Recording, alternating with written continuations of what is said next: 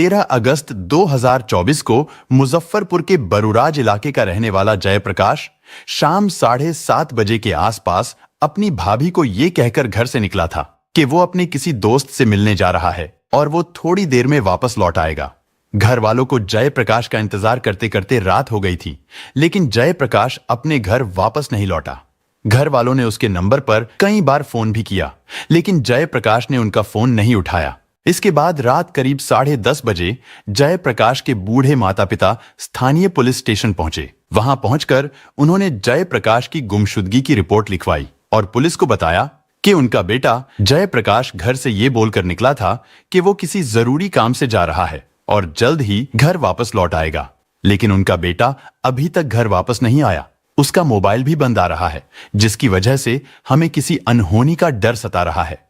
Report लिखवाने के बाद जयप्रकाश के माता पिता अपने घर लौट जाते हैं। साथ ही बरूराज थाने की पुलिस भी जयप्रकाश को तलाश करने में लग जाती है। लेकिन इधर 14 अगस्त को सुबह करीब 6 या 7 बजे मुजफ्फरपुर सदर थाना क्षेत्र में सहजानंद कॉलोनी की गली नंबर 9 में जब लोग अपने घरों से बाहर निकले तो उन लोगों की नजर एक बोरी पर पड़ी। उस बोरी को देखने से ऐसा लग रहा था जैसे उसके अंदर कुछ भारी भरकम सामान है। धीरे धीरे वहां पर लोगों की भीड़ जमा हो जाती है। इसके बाद कुछ लोग उस बोरी की तरफ बढ़ते हैं और उसे खोलकर देखते हैं। उस बोरी के अंदर एक सूटकेस था और जब उस सूटकेस को खोला गया तो उसके अंदर का दृश्य देखकर सभी लोग भाग खड़े हुए। इसके बाद सहजानंद कॉलोनी के लोग पुलिस को फोन करते हैं और सारी बात पुलिस को बताते हैं। कुछ ही मिनटों में पुलिस भी सहजानंद कॉलोनी की गली नंबर 9 में पहुंच जाती है। इसके बाद पुलिस वाले उस सूटकेस को अच्छे से खोलकर देखते हैं, लेकिन सूटकेस खुलते ही वहां पर तेज बदबू फैल गई, क्योंकि उस सूटकेस में एक लाश थी जिसका सिर धड़ से अलग था। उसकी आंतें भी बाहर निकली पड़ी थीं। इसके बाद पुलिस वहां पर मौजूद लोगों से पूछताछ करती है और उस शव की पहचान कराने की कोशिश करती है, लेकिन कोई भी व्यक्ति उसकी पहचान नहीं कर पा रहा था।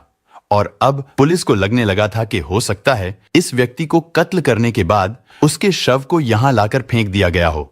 इसलिए सबसे पहले शव को पोस्टमार्टम के लिए हॉस्पिटल भेज दिया जाता है। इसके बाद सहजानंद पुलिस द्वारा आसपास के सभी पुलिस स्टेशंस में सूचना दी जाती है और पूछा जाता है कि क्या किसी पुलिस स्टेशन में कोई मिसिंग रिपोर्ट दर्ज कराई गई है। उसी दौरान पता चलता है कि बरूराज थाने में जयप्रकाश नाम के एक लड़के की मिसिंग रिपोर्ट दर्ज कराई गई है, जो कि अभी भी लापता है। इस बात का पता चलते ही बरूराज पुलिस की मदद से जयप्रकाश के माता पिता को सहजानंद पुलिस स्टेशन बुलाया जाता है। सहजानंद पुलिस उन्हें हॉस्पिटल की मोर्चरी लेकर जाती है और जैसे ही उन्हें वो शव दिखाया गया तो जयप्रकाश के घर वाले दहाड़े मारकर रोने लगे। असल में वो शव जयप्रकाश का ही था, लेकिन अब सवाल ये था कि आखिर जयप्रकाश को इतनी बेरहमी से किसने और क्यों कत्ल किया था। आखिर जयप्रकाश से किसी की क्या दुश्मनी थी। और जब इस बारे में जयप्रकाश के परिवार वालों से पूछताछ की गई तो जयप्रकाश की मां रंभा देवी ने जो बताया उसे सुनकर पुलिस तो क्या, मोहल्ले के लोग भी हैरान रह गए। रंभा देवी ने बताया कि जयप्रकाश उनका सबसे छोटा बेटा था। वो पेशे से इंजीनियर था, जो कि गोवा में एक अच्छी खासी नौकरी कर रहा था। वहीं दूसरी तरफ ललिता नाम की एक लड़की जो सहजानंद अहियापुर में रहती थी, वो रिश्ते में जयप्रकाश की ममेरी बहन की ननंद थी। इसीलिए जयप्रकाश कभी कभी इस रिश्ते के नाते सहजानंद कॉलोनी में ललिता के घर चला जाया करता था। वहां पर अक्सर उन दोनों की मुलाकात हो जाया करती थी और आगे चलकर ये मुलाकातें धीरे धीरे फोन कॉल में बदल गई। वो दोनों एक दूसरे से प्यार करने लगे। फिर 2021 में वो दोनों एक दूसरे के बेहद करीब आ गए और उनके बीच शारीरिक संबंध बनने लगे। लेकिन फिर ललिता बीपीएससी की तैयारी करने के लिए पटना चली गई। वहां वो किराए पर कमरा लेकर रहने लगी और अपनी एग्जाम की तैयारी करने में जुट गई। वहीं जयप्रकाश गोवा में नौकरी करने चला गया था। भले ही वो दोनों अलग अलग शहरों में रहने लगे थे, लेकिन फिर भी उन दोनों की फोन कॉल और वीडियो कॉल पर बातें होती रहती थीं। इसके अलावा बीच बीच में जयप्रकाश गोवा से ललिता को मिलने भी आया करता था और जब वो दोनों अकेले में मिलते थे तो उस समय जयप्रकाश ने ललिता के कुछ आपत्तिजनक फोटो और वीडियो भी बना लिए थे। इधर ललिता भी अब हर महीने जयप्रकाश से पैसों की डिमांड करने लगी थी, जो कि जयप्रकाश पूरा भी कर रहा था। जयप्रकाश ललिता से इतना प्यार करने लगा था कि वो हर महीने अपनी कमाई में से 5,000 रुपए ललिता को उसके निजी खर्च के लिए दिया करता था। उन दोनों में सब कुछ बहुत सही चल रहा था, लेकिन फिर उन दोनों के रिश्ते के बारे में दोनों के ही परिवार वालों को पता चल जाता है। जयप्रकाश अपने घर वालों को साफ साफ कह देता है कि वो ललिता से बहुत प्यार करता है और शादी भी उसी से ही करना चाहता है, क्योंकि जयप्रकाश घर में सबसे छोटा और सबका लाडला था। इसलिए उसके जिद करने पर जयप्रकाश के घर वाले भी मान गए और जब बात ललिता के घर तक पहुंची तो ललिता के परिवार वाले भी इस शादी के लिए मान गए। इसके बाद साल 2023 के लास्ट में एक दिन ललिता के घर वाले उन दोनों की शादी की बात पक्की करने के लिए जयप्रकाश के घर पर आए, लेकिन उस दिन जयप्रकाश के परिवार वाले अपने घर पर नहीं थे। फिर कुछ दिन बाद यानी साल 2024 में अगस्त के महीने में अचानक ललिता अपने प्रेमी जयप्रकाश से कहती है कि मुझसे मिलने के लिए आ जाओ। हालांकि उस समय जयप्रकाश गोवा में अपने काम पर था, लेकिन ललिता के बार बार बुलाने पर वो 13 अगस्त को गोवा से अपने घर आ जाता है और फिर 13 अगस्त को शाम 7:30 बजे के समय जयप्रकाश अपनी भाभी को ये कहकर घर से निकल जाता है कि वो बाजार से सब्जी लेकर आता है। लेकिन सब्जी लेने के लिए घर से निकला जयप्रकाश फिर कभी लौट कर नहीं आया। जयप्रकाश शाम को 7 बजे बोले हमसे कि हम मार्केट जा रहे हैं, मार्केट से आते हैं घूम के भाभी सब्जी लेकर के, फिर आप सब्जी बनाना हम खाएंगे। शाम को गए फिर लेकिन उसके बाद वो वापस नहीं है। और फिर अगले दिन यानी यही वो 14 अगस्त का दिन था जिस दिन सहजानंद पुलिस ने गली नंबर 9 से सूटकेस में बंद एक शव बरामद किया था, जिसके बाद जयप्रकाश के परिवार वाले हॉस्पिटल पहुंचे। पोस्टमार्टम हाउस में सबसे पहले उसका बड़ा भाई और भाभी पहुंचे थे। उन्होंने शव देखते ही तुरंत पहचान लिया था कि वो कोई और नहीं बल्कि उसका भाई जयप्रकाश ही है। लेकिन सवाल अब भी यही था कि आखिर जयप्रकाश को कत्ल किसने किया था। हालांकि शव की शिनाख्त हो जाने के बाद पुलिस तुरंत इस केस की जांच में जुट गई थी। सहजानंद कॉलोनी में जहां से वो शव मिला था, पुलिस उन पड़ोसियों के घर घर जाकर पूछताछ करती है। साथ ही उस इलाके में लगे सीसीटीवी कैमरों को भी चेक किया जाता है। सीसीटीवी फुटेज चेक करने के दौरान पता चलता है कि जिस जगह पर वो सूटकेस मिला था वहां से करीब 100 मीटर की दूरी पर लगे एक सीसीटीवी कैमरे में रात के समय कुछ लोग साइकिल पर एक भारी भरकम बोरी को लेकर जाते हुए दिखाई दे रहे थे। वो 3 लोग थे और फिर थोड़ा आगे जाकर उन्होंने उस बोरी को घटना स्थल पर फेंक दिया था। लेकिन अब प्रॉब्लम यह थी कि उस सीसीटीवी फुटेज में उन लोगों का चेहरा साफ दिखाई नहीं दे रहा था, मगर फिर भी पुलिस खोजबीन करने में लगी हुई थी। इसके बाद जयप्रकाश की कॉल डिटेल्स को भी चेक किया जाता है, क्योंकि हो सकता था घटना वाले दिन वो अपनी भाभी को सब्जी लाने की बात कहकर किसी दोस्त या फिर अपने किसी जानकार से मिलने के लिए चला गया हो और उन्हीं लोगों ने उसका कत्ल कर दिया हो।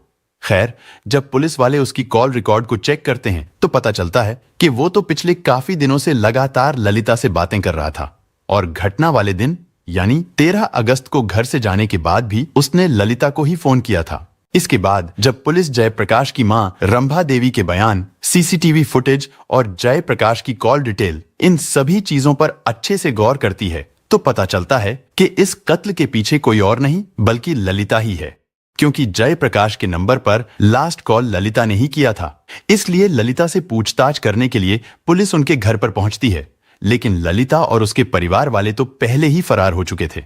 इसके बाद पुलिस ये पता लगाती है कि घटना वाले दिन यानी 13 अगस्त की रात को ललिता के फोन की लोकेशन कहां पर थी।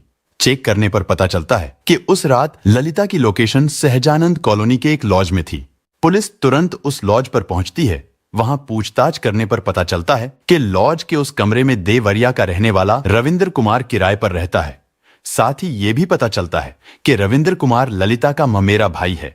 इस बात का पता चलते ही पुलिस तुरंत रविंद्र कुमार को अरेस्ट कर लेती है। इसके बाद उसे पुलिस स्टेशन लाकर उससे पूछताछ की जाती है।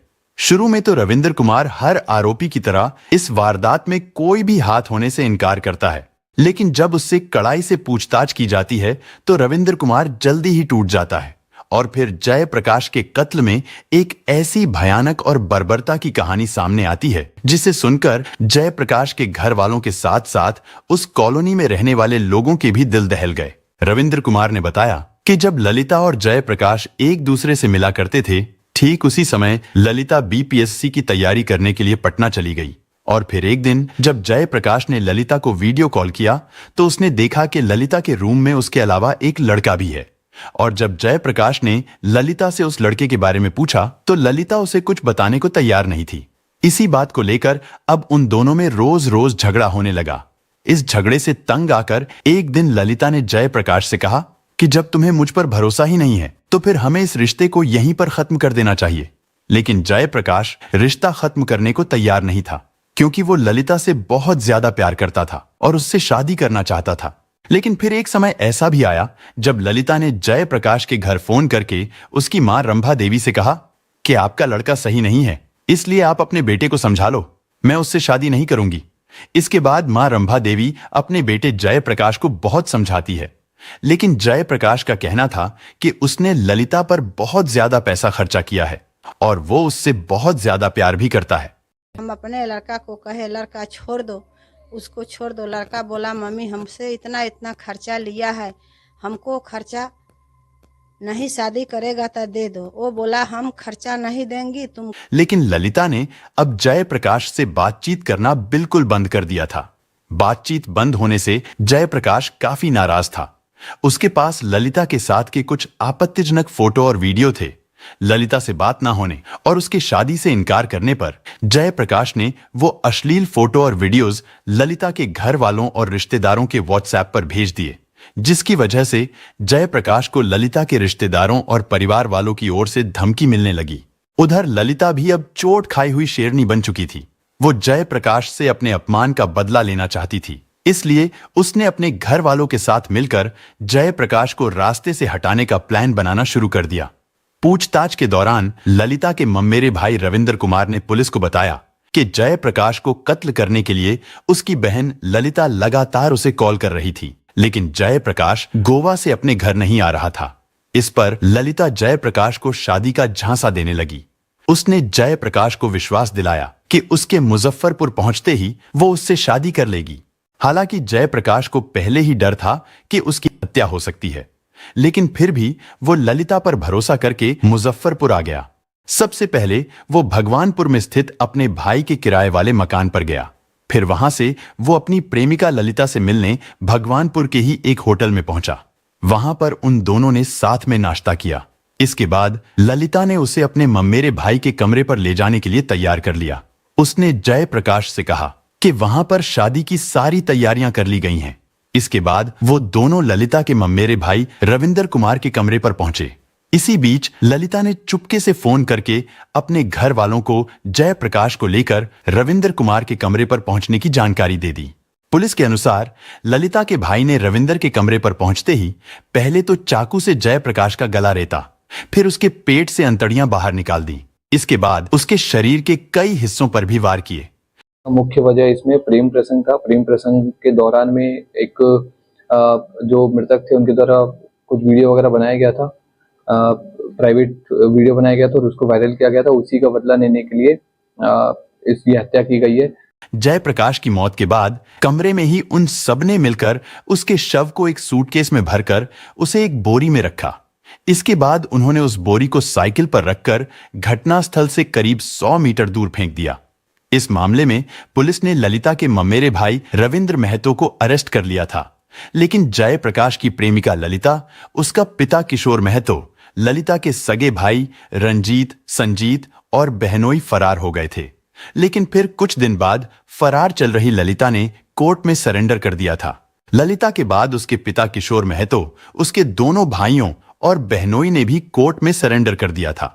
ललिता के ममेरे भाई रविंद्र कुमार की निशानदेही पर वारदात में इस्तेमाल किया गया चाकू भी उसके कमरे से ही बरामद कर लिया गया था। इसके बाद उन सभी आरोपियों के दिए गए बयान और सबूतों के आधार पर चार्जशीट तैयार करके उन्हें कोर्ट में पेश किया गया, जहां से उन सभी को जेल भेज दिया गया।